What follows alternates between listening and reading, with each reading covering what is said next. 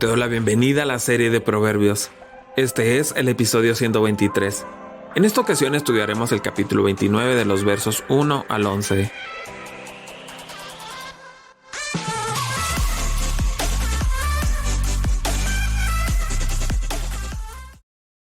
El que es reacio a las reprensiones será destruido de repente y sin remedio.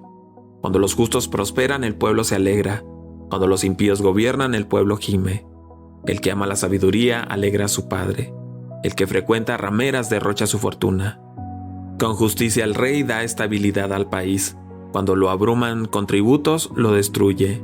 El que adula a su prójimo le tiende una trampa. Al malvado lo atrapa su propia maldad, pero el justo puede cantar de alegría. El justo se ocupa de la causa del desvalido. El malvado ni sabe de qué se trata. Los insolentes conmocionan a la ciudad, pero los sabios apaciguan los ánimos. Cuando el sabio entabla pleito contra un necio, aunque se enoje o se ría, nada arreglará. Los asesinos aborrecen a los íntegros y tratan de matar a los justos.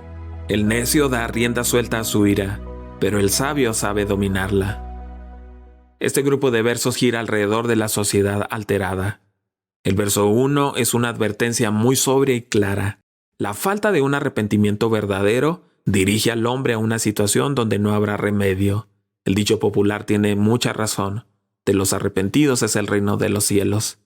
En este proverbio se nos debe llevar a una profunda reflexión en cuanto al peligro de estar en pecado y cerrar los oídos a la reprensión. Endurecer la cerviz significa volverse terco.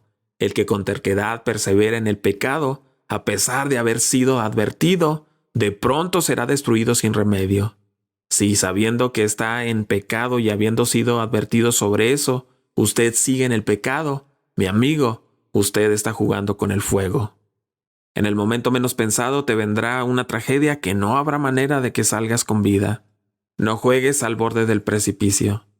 El verso 2 repite el tema del gobernante impío que oprime al pueblo y los justos que alegran al pueblo. Para entender el significado de este proverbio tenemos que pensar en un gobernante en una nación. Si ese gobernante es justo, habrá alegría en la población.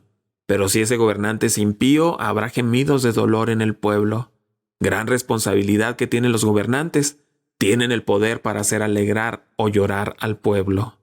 En el verso 3 se describe la actividad del hijo pródigo. Este proverbio trata el tema frecuente del joven con las mujeres. Este es un proverbio para los hijos. Un hijo que ama la sabiduría y vive con sabiduría será una fuente de gozo para su padre.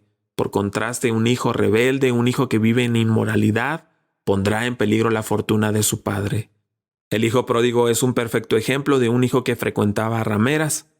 Perdió toda la herencia que recibió de su padre. En el verso 4 se repite la grandeza y la seguridad de su pueblo en la justicia del gobierno. La segunda parte advierte contra los impuestos excesivos que destruyen y empobrecen a un pueblo, haciéndonos recordar al rey Roboam. Si un gobernante es sabio y honesto, su gobierno será estable. Pero si ese gobernante agobia al pueblo con impuestos y derrocha el dinero recaudado, su gobierno será inestable. Interesante que la estabilidad política de un país depende en gran medida de la sabiduría de sus gobernantes. Gran lección para los gobernantes de este turno.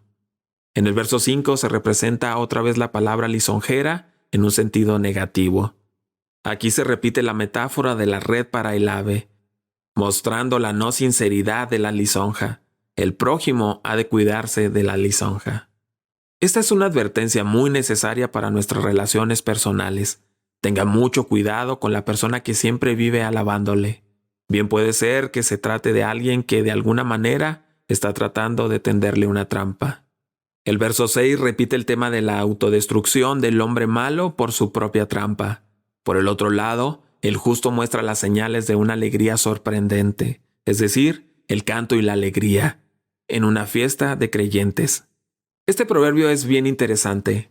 Habla de un hombre perverso quien es experto en hacer el mal. El mal que haces es como un profundo pozo en el cual él mismo va a caer algún día. A esto se refiere el proverbio cuando dice: en la transgresión del hombre malo hay lazo. Pero por otro lado, un hombre justo, quien hace justicia, no tiene nada de qué temer. Su vida será un deleite. A esto se refiere el proverbio cuando dice: mas el justo cantará y se alegrará. El verso 7 muestra la distinción entre el justo y el impío frente a la causa de los más necesitados. Así se trata de los derechos de los necesitados, su acceso a la justicia. Por un lado, hay una preocupación de parte de los justos. Por otro lado, los impíos ni se dan cuenta del problema. La indiferencia es aquí el gran pecado. Este proverbio tiene nuevamente que ver con los gobernantes.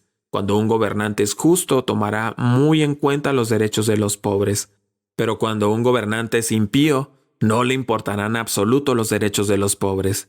Esta es la razón de fondo para muchos de los problemas sociales en la mayoría de los países del mundo.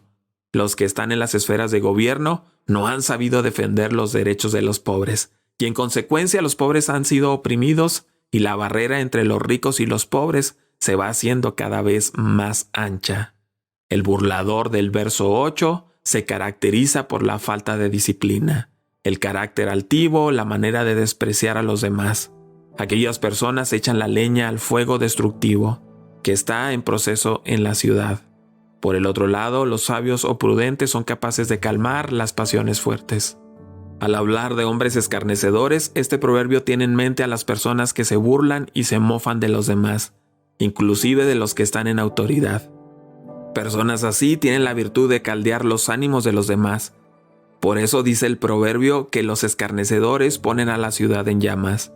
En cambio, las personas sabias tendrán una actitud de respeto hacia las autoridades y en general hacia los demás, y esto contribuirá a la paz y la armonía en la sociedad. El proverbio dice que los sabios se apartan de la ira, así que tengamos mucho cuidado de ser escarnecedores. En el verso 9 se revela la indiferencia del necio hacia el pleito del sabio. Ni las emociones fuertes expresadas son capaces de sacar al necio de su necedad. Lo mejor es tener un contacto mínimo con el necio. El significado de este proverbio es un tanto oscuro. La interpretación que más sentido tiene parece ser aquella que dice que si un hombre sabio se enfrenta en discusión con un hombre necio, le dará igual si se enoja o se ríe. Porque el necio jamás entrará en razón para llegar a un acuerdo. Sería como hablar a una pared. No importan los argumentos que tenga, la pared no se va a inmutar.